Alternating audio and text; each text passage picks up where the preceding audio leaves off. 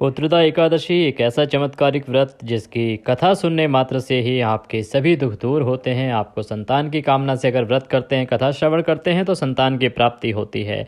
अगर आपके घर में आर्थिक परेशानियां हैं या फिर आपके किसी यहाँ पे नौकरी की आवश्यकता है या कोई भी जीवन में अगर कष्ट है तो इस कथा को सुनना चाहिए। भगवान श्री हरि से प्रार्थना करनी चाहिए। भगवान श्री हरि अवश्य ही आपकी परेशानी को दूर करते हैं और उनके आशीर्वाद से आपकी सभी मनोकामनाएं पूर्ण होती हैं। नमस्कार, आप देख रहे हैं आपका अपना देवभूमि चैनल।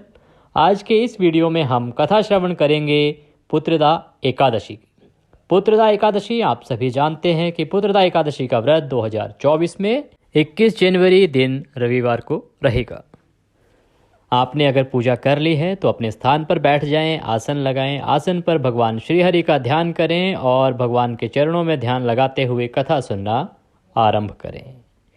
युधिष्ठिर ने कहा कि हे भगवान, आपने सफला एकादशी का महात्म्य विधिवत बताकर बड़ी कृपा की है। अब कृपा करके यह बतलाइए कि पौष शुक्ला एकादशी का क्या नाम है, इसकी विधि क्या है और इसमें कौन से देवता की पूजा की जाती है।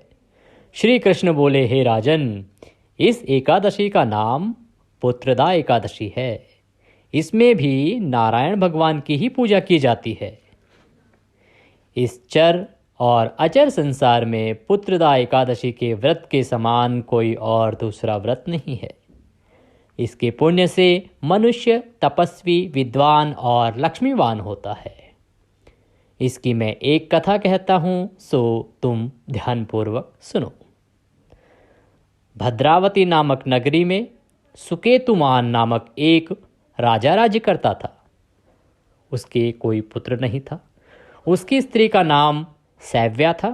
वह निपुत्री होने के कारण सदैव चिंतित रहती थी। राजा के पितृ भी रो रो कर पिंड लिया करते थे और सोचा करते थे कि इसके बाद हमको कौन पिंड देगा। राजा को कोई भाई, बांधव, धन, हाथी, घोड़े, राज और मंत्री, इन सब में से किसी चीज से भी कोई संतोष नहीं होता था। इसका एकमात्र कारण पुत्र ना होना था। वह सदैव यही विचार करता था कि मेरे मरने के बाद मुझको कौन पिंडदान देगा।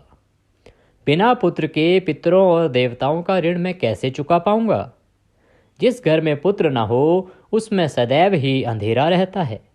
इसलिए मुझे पुत्र की उत्पत्ति के लिए प्रयत्न करना चाहिए। जिस मनुष्य ने पुत्र का मुख देखा है वह धन्य है। उसको इस लोक में यश और परलोक में शांति मिलती है, अर्थात उसके दोनों लोक सुधर जाते हैं। पूर्व जन्म के कर्म से ही इस जन्म में पुत्र, धन आदि प्राप्त होता है। राजा इसी प्रकार दिन रात चिंता में लगा रहता था। एक समय राजा ने अपने शरीर को त्याग देने का विचार किया, परंतु आत्मघात को महान पाप समझकर उसने ऐसा नहीं किया। एक दिन राजा ऐसा विचार करता हुआ अपने घोड़े पर चढ़कर वन को चल दिया और पक्षियों व वृक्षों को देखने लगा। उसने देखा कि वन में मृग, व्याघ्र, सुअर, सिंह, बंदर, सर्प आदि सब भ्रमण कर रहे हैं। हाथी अपने बच्चों और हथनियों के बीच में घूम रहा है। इस वन में कहीं तो गीदड़ अपने कर्कश स्वर में बोल रहे हैं, कहीं उल्लू ध्वनि कर रहे हैं। वन के दृश्यों को देखकर राजा सोच विचार में लग गया। इसी प्रकार उसको 2 पहर बीत गए। वह सोचने लगा कि मैंने कई यज्ञ किए, ब्राह्मणों को स्वादिष्ट भोजन से तृप्त किया, फिर भी मुझको यह दुख क्यों प्राप्त हुआ है। राजा प्यास के मारे अत्यंत दुखी हो गया और उसकी पानी की तलाश में इधर उधर फिरने लगा। थोड़ी दूर पर राजा ने एक सरोवर देखा। उस सरोवर में कमल खिल रहे थे तथा सारस, हंस, मगरमच्छ आदि विहार कर रहे थे। उस सरोवर के चारों तरफ मुनियों के आश्रम बने हुए थे।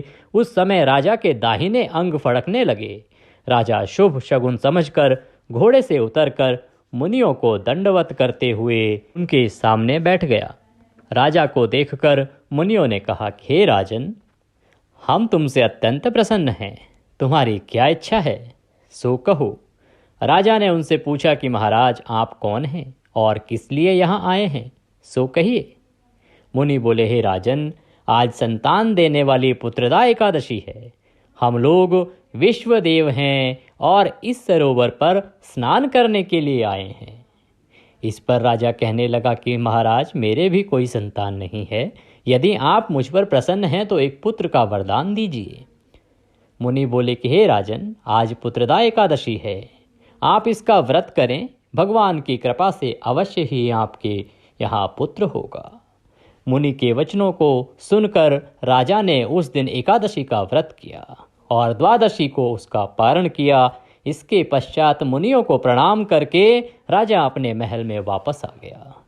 कुछ समय के बाद रानी ने गर्भ धारण किया और 9 महीने के पश्चात उसके एक पुत्र पैदा हुआ। वह राजकुमार अत्यंत शूरवीर, धनवान, यशस्वी तथा प्रजापालक हुआ।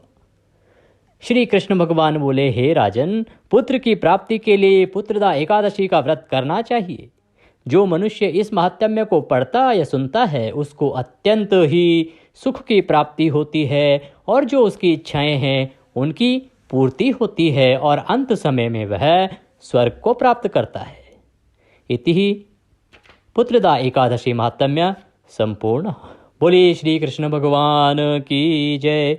बोलिए पुत्रदा एकादशी की जय। बोलिए युधिष्ठिर महाराज की जय। इसी के साथ पुत्रदा एकादशी का यह महात्म्य यहाँ पे समाप्त होता है। इसके बाद भगवान श्री हरि की आरती करेंगे। आरती करके भगवान को भोग लगा के फल का प्रसाद वितरित करेंगे। आज आपको पूरा दिन व्रत रखना है और जो लोग व्रती हैं वो अगले दिन अर्थात 22 जनवरी दिन सोमवार को एकादशी व्रत का पारण करेंगे। व्रत का पारण समय रहेगा सुबह 7:14 से और 9:21 तक। इस समय में आप पारण कीजिए। श्री हरि की कृपा आपको अवश्य ही प्राप्त होगी। अगर विधि जानना चाहते हैं तो उसके लिए दूसरा वीडियो हमने अपलोड किया है। उसमें पारण विधि और पूजा विधि सभी विधि आपके लिए बताई गई हैं। आप उनका अनुसरण कीजिए और उसके अनुसार अपना व्रत पूर्ण कीजिए।